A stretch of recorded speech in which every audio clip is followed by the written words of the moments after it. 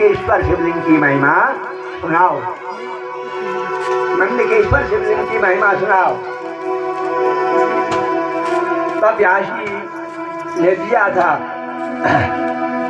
समझ करा। ये सूफी कह रहे ऋषियों, यही प्रश्न पहले युधिष्ठिर ने,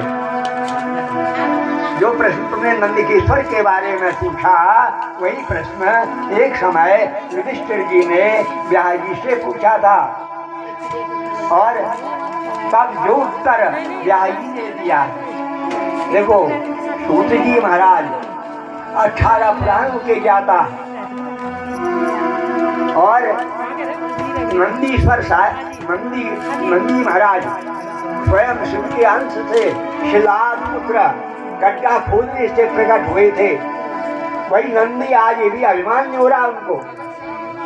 तो क्या कह रहे हैं कि मैंने जो सुना, मैंने जो गुरुमुखार बिंदिया श्रुतियों में स्मृतियों में ऋषि मुनियों की ये मुखार बिंद से जो मैंने सुना है वही बताऊंगा।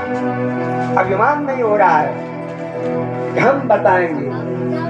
बोले हमने जो सुना है, जो व्यास जी ने युधिष्ठिर को बताया था नंदिकेश्वर शिवलिंग की महिमा, वही मैं बताता हूँ। ऋषियों बताने लगे, रेवा नदी के किनारे, रेवा नदी के पश्चिम में शोभायमान कर्णकी नाम की एक नगरी थी। कर्णकी नाम नगरी का नगर और नगरी छोटी, नगर बड़ा होता है, नगरी छोटी होती है। उस नगरी में, कर्णिका नाम की नगरी में, उस नगर में एक ब्राह्मण रहता था। उसके 2 पुत्र थे। 2 पुत्रों की पत्नी के, अब क्या किया ब्राह्मण ने, ये अपने पुत्रों को अपनी पत्नी के पास या अपनी पुत्रों की माता के पास छोड़कर काशी में चला गया।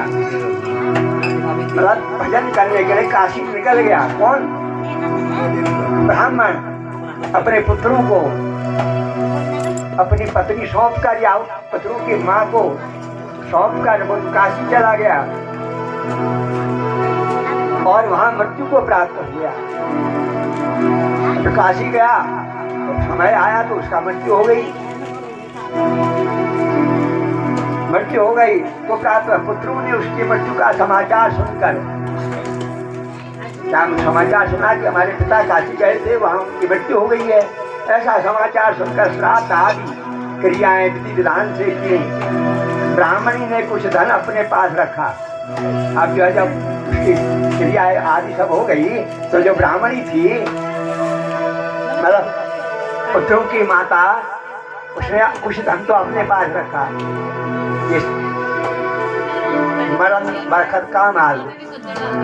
अब कुछ धन जो है दोनों को बराबर बांट दिया, जो था उसको बराबर बांट दिया। कुछ समय बाद ब्राह्मणी भी मरणांत हो गई, मरने लगी, उसका भी समय आ गया, वो भी बिस्तर में पड़ी हुई है, परंतु प्राण नहीं निकल रहे हैं, प्राण नहीं निकल रहे थे। पुत्र बोले, माता कोई व्रत अधूरा रह गया, तुम्हारी बात तुम्हारा के अधूरा है, त्यार मन में किछो किला प्राण निकल मजा की बात क्या त्यार मन में किछो कथु नियम करान तो मैं सब नियम कर जा, कोई और व्रत बाकी रह गया क्या? बताओ, हम उसको पूरा करेंगे। पुत्र, अब पुत्र नाम आजकल पुत्रों को पुत्र नहीं कहता, लेकिन नाम रख दिए हैं पुत्र।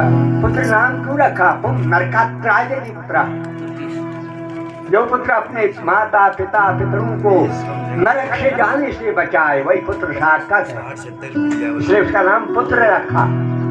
नरकात्राय पुत्र, जो पुत्र अपने माता पिता की सदगति के लिए पाप आदि गौरव आदि नरकों से जाने से बचाए, वही वह पुत्र सार्थक है।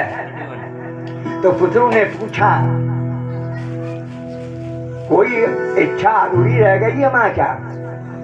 ये अधूरी रह गई थी?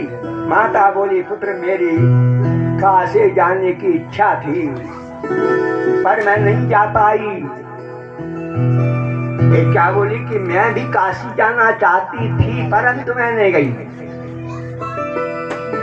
अब तो मेरी हड्डियों को काशी में जाकर के गंगा में सिलाओ, पसंद हो हमको, क्या तुम मानोगे?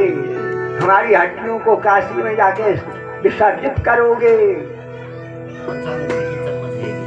बड़ा पुत्र बोला, माता मैं वचन देता हूँ, यह काम मैं अवश्य करूंगा। आप अपने प्राण त्याग करो, ऐसा कष्ट सहन हो, बहुत कष्ट हो रहा है तुमको, मैं करूंगा तुम्हारी बात, तुम्हारी इच्छा पूर्ति करूंगा। उसी समय माता ने प्राण त्याग दिए।